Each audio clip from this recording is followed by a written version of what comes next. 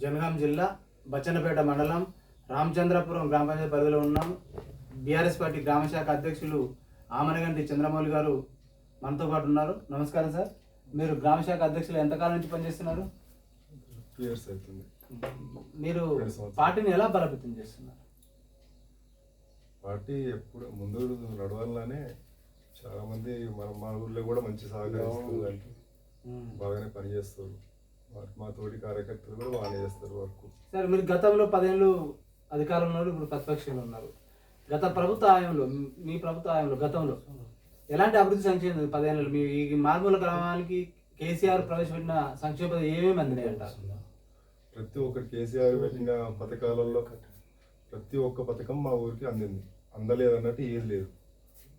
ఆయన చేసిన ప్రభుత్వంలో ఆయన చేసిన 9 ఏళ్ళలో ఏమేమి పథకాలు అందినాయి?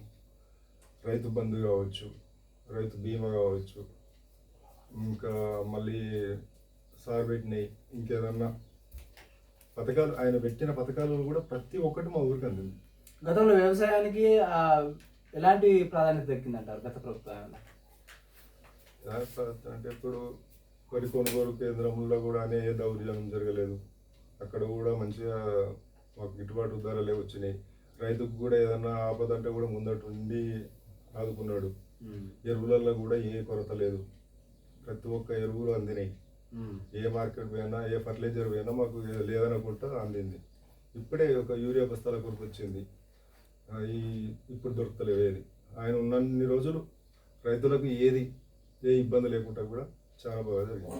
ప్రస్తుతం ఈ నియోజకవర్గ ఎమ్మెల్యే పల్లా రాజేశ్వర రెడ్డి గారు ఎలాంటి అభివృద్ధి అందిస్తారు, దాంతో ప్రజలకు అందుబాటులో ఉంటున్నారా? నెంబర్ 1 పల్లా రాజేశ్వర రెడ్డి ఆయన మాకు రావడం అనేది ఒక దేవుడే వచ్చినట్టుంది. మా నియోజకవర్గం రావడం, మా ఊరికి వస్తాడు. రాకపోతే పక్క ఊరికి వచ్చినా కూడా మా ఊరికి వచ్చినంత ఆనందం కలుగుతుంది. అంత మంచి పలకరింపు ఆయన, అంత మంచిగా ఆయన చేయడంలో ఆయన పనితత్వం చాలా బాగుంటుంది. ఇప్పుడు ప్రస్తుత కాంగ్రెస్ పార్టీ అధికారంలోకి వచ్చి దాదాపు 20 నెలల కాలం గడిచిపోయింది. ప్రజాపాలన కావచ్చు, 6 గ్యారెంటీలు కావచ్చు, ఎలా అమలు అవుతున్నాయి? ప్రజలు ఎలాంటి స్పందన కనిపిస్తుంది అంటారు? ఏది లేదు ఇంతవరకు అయితే మా దగ్గర. చిన్న రైతు రుణమాఫీ అంటే రుణమాఫీ 2 లక్షల వరకు చేసిన వాళ్ళకు ఏది లేదు. కానీ చేసిన దాంట్లో కూడా ఒక 10 మంది, మా ఊరు మొత్తం 100%లో ఒక 10% కాలేదు మొత్తం. ఇటీవల ప్రజాపాలనలో ఇప్పుడు ఏదైతే ఇందిరమ్మ ఇండ్లు కానీ, రేషన్ కార్డులు కానీ అర్హులకే అందుతున్నాయి అంటారా? లేదు, అడవులకు అందుతానని అనలేము, కానీ వచ్చినాయి. ఆ రేషన్ కార్డు ఇంతవరకు ఏం వచ్చింది లేదు, ఏది లేదు. దానికి వాళ్ళు తెచ్చుకున్నది వచ్చినాయి అంటుండ్రు, కానీ ఏ వచ్చింది ఎవరికి చూపించింది ఎవరికి అయితే లేదు. ఇందిరమిల్లు అయితే దాంట్లో కూడా సరే వస్తున్నాయి. ఇందిరమిల్లు వచ్చినాయి. వచ్చిన వాళ్ళు కూడా అది అరువులో పెట్టలే, అది కట్టుకుంటా అన్నోని కూడా పెట్టలే. వాళ్ళది ఏదో రాజకీయం నడుస్తుంది ఇలా. ఇప్పుడు వాళ్ళు కాంగ్రెస్ లీడర్లు ఉంటారు కదా, వాళ్ళది ఏదో రాజకీయం నడిచి కొంత కట్టుకున్నారు. ఇవ్వందో ఎక్కడో ఉండి ఇస్తాను కట్టుకుంటాను ఇవ్వకుండా వేరే ఇవ్వడం జరుగుతుంది. ఇప్పుడు వ్యవసాయానికి ఎలాంటి సహాయం అందుతుందంటారు ప్రస్తుత వ్యవసాయ రంగానికి? వ్యవసాయ రంగానికి సాయం అంటే ఏమో సార్, ఏం లేదు. ఇప్పుడు విద్యా వైద్యం ఎలా ఆయనతోటి ఏం కాలేదు. విద్యా వైద్యం ఎలా అమలవుతుంది ఈ గ్రామంలో? విద్యా ఏం లేదు సార్. అది కూడా వస్తుందా పోతుందా, ఏం పెడుతున్నారు ఆ స్కూళ్ళకి ఏమవుతుందని కూడా లేదు. ఇప్పుడు ఉచిత బస్సు ప్రయాణం అంటే బస్సు సౌకర్యం కల్పించాలంటారు ప్రజలు. ఇక్కడ గ్రామాల నుంచి ఇట్లా బస్సు వెళ్ళాలని ఉందా? బస్సు సౌకర్యం బస్సు ఉన్నది, వస్తుంది. ఇప్పుడు కాదు, మాకు ఎప్పటి నుంచి నేను చిన్నపురం అప్పటి నుంచి మా రోడ్డుకి ఎప్పుడు పడ్డదో అప్పటి నుంచే మా ఊరికి బస్సు సౌకర్యం ఉన్నది. ఉచిత బస్సు వినియోగించుకుంటారా? ఉచిత బస్సు ఎవరు ఎక్కుతారు సార్? బస్సు ఎవరు ఎక్కుతారు? ఇంటికి ఒక వెహికల్ ఉంటుంది. మనిషికి ఒక వెహికల్ కాకుండా 4 వెహికల్ ఉన్నాయి. ఒక్కొక్కరు ఎవరు ఎక్కుతారు చెప్పండి? ఎక్కేటోళ్ళే లేరు. దాని ఆటోలు ఉన్నాయి. ఆటో అది టైంకి వస్తుంది, టైంకి రాదు కదా సార్. బస్సు టైంకి రాదు, టైంకు ఎక్కలేము. దానికి ఆధారపడి దాని మీద అదే ఎక్కలే, బస్సు వస్తేనే పోదాం అనేటోళ్ళు కూడా ఎవరు లేరు. ఈ సర్పంచుల కాలాలు లేకపోవడం వల్ల కూడా గ్రామంలో చాలా సమస్యలు ఉన్నాయట. వీధి లైట్ల కానీ మొదలు పెడితే రోడ్ల విషయంలో కావచ్చు, డ్రైనేజ్ కావచ్చు. ఆ కార్యదర్శి మా జీతభత్యాలు లేవు సిబ్బందికి, ఏది ట్రాక్టర్లకు డీజిల్ లేదు. ట్రాక్టర్లకు అంటే డీజిల్ లేదు. పారిశుద్ధ్య సమస్యలు ఉన్నాయి అంటున్నారు. మరి ఎక్కడ జాప్యం జరిగింది? ఎలక్షన్లు ప్రభుత్వం ఎందుకు నిర్వహించలేకపోతుంది అంటారు? కేంద్ర నిధులు లేవు, రాష్ట్ర నిధులు లేవు అంటున్నారు గ్రామ పంచాయతీ.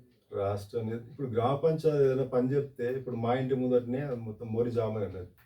ఏమైనా సరే సెక్రటరీని అడిగితే ఏమంటాడు, ఎవరన్నా డొనేషన్ ఒక 10,000 డొనేషన్ ఇచ్చేటోళ్ళు ఉంటే ట్రాక్టర్ బాయించి చేస్తుంటే సార్ మాకు మేము ఏం చేయాలి వాళ్ళ బడ్జెట్ లేదంటారు. ఉమ్, ఏది లేదు, ఏ చెత్త అక్కడనే ఉంది. ఇప్పుడు ఒక చెత్త తీయాక ఒక సంవత్సరం కావచ్చు ఈ ఊర్లో, ఉమ్. ఏ మోరీలు తీయాక చెత్త మరి మీరు తీయక. ఎమ్మెల్యే దృష్టికి కానీ ప్రభుత్వ అధికారుల దృష్టి తీసుకుపోలేదా ఈ సమస్యను? తీసుకుపోయినాం సార్. తీసుకుపోతే వాళ్ళు ఏమన్నా అంటే ప్రభుత్వం మేము ఇక్కడ వరకు వచ్చే వరకు రామచంద్రపురం ఈ రామచంద్రపురం సెక్రటరీ దగ్గరికి వచ్చే వరకు ఏమంటాడు, ఎవరైతే ఏందా మాకు బడ్జెట్ లేదు మేము ఏం చేయాలంటాడు, ఏం చేయాలంటాడు. ఇప్పుడు ధాన్యం కొనుగోలు ఏ విధంగా జరుగుతుందంటారు? కొనుగోలు బైకేబుల్ కావచ్చు, సొసైటీల నుంచి కావచ్చు, రైతులు బాగా ఇబ్బంది పడుతున్నారు. అకాల వర్షాలతో ధాన్యం మొత్తం ముద్దయింది. కొంచెం ఇబ్బందులు పడుతున్నారు. రైతులు మా దృష్టి తీసుకొచ్చారు. ఎలా ఉంది సెంటర్ల నిర్వహణ? లేదు సార్, సెంటర్లో నిర్వహణ అంటే రైతులు ఇంతవరకు అయితే పెద్ద ఇబ్బంది పడ్డది ఏం లేదు. అబద్ధం మీద కూడా అబద్ధం అవ్వాల్సిన అవసరం లేదు. ఇప్పటివరకు కూడా మా దగ్గర ఇబ్బంది ఏం ప్రక్రియ లేదు. స్టార్ట్ అయిందా కొనుగోలు ప్రక్రియ స్టార్ట్ అయినట్టే, కానీ రేపే ఎల్లుండి అంతే వడ్లు ఇవి వాటిని ఏంది తురుపాల బట్టి చేసి అవన్నీ రెడీ పెడితే వాళ్ళు తీసుకోనికి సిద్ధంగానే ఉన్నారు.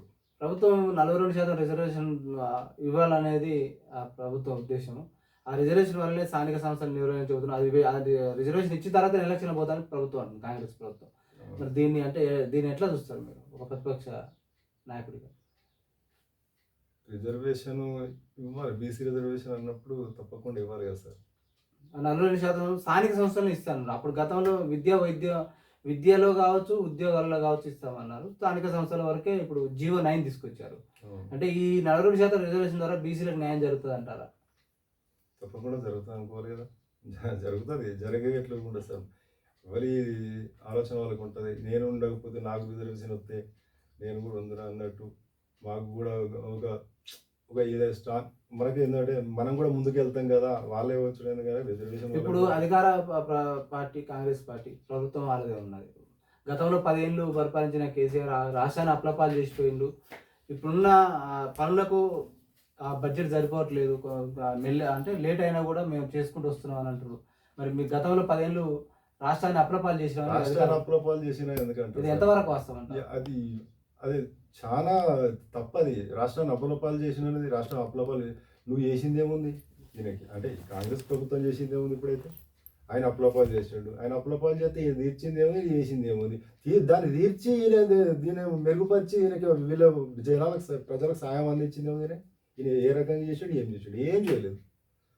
కేసీఆర్ అప్పులపాలు చేసిండు అనేది ఎవ్వరు కూడా అంటలేరు. ఎవడో వీడు కావాలని ఇది నిందమ్మ పెట్టాడు అంటుడు తప్ప వేరేటాడు ఎవడు అంటలేడు. ఏదైతే ఈ గ్రామ స్థాయిలో కుక్కల పెడితే కోతులు పెడితే బాగుంది అంటున్నారు. బాగా ప్రజలు ఇబ్బంది సఫర్ అవుతున్నారు. వాటితోటి కడిచి మీదకి ఎగబడప్పుడు తప్పించుకోవడానికి కింద పడి చేతులు కాలు ఎరిగిన వాళ్ళు ఉన్నారు. కుక్క ఘాటు గురైన వాళ్ళు ఉన్నారు. మీరు అంటే దీన్ని నియంత్రించడానికి మీరు ప్రభుత్వం దృష్టి తీసుకుపోయారా? ఇబ్బంది పడుతుంది ప్రజలు బాగా. చెప్పినాం సార్. చెప్తే ఏమైందంటే సరే మందులు పెట్టి వాటికి రూల్స్ లేదంటారు. మందులు పెట్టరు. కోతుని చంపితే పాపం అంటారు. అదే కోతుని చంపితే పాపం అంటారు, కానీ అవి మనుషులకు కూడా చనిపోయే పరిస్థితి వరకు వస్తుంది. ఇప్పటి వరకు అయితే మనుషులను చంపేంత వరకు వస్తున్నాయి అవి. అయితే ఏంటంటే అదే మనిషిని చంపడం అంటే ఇట్లా మీద పడికి చంపడమే కాదు.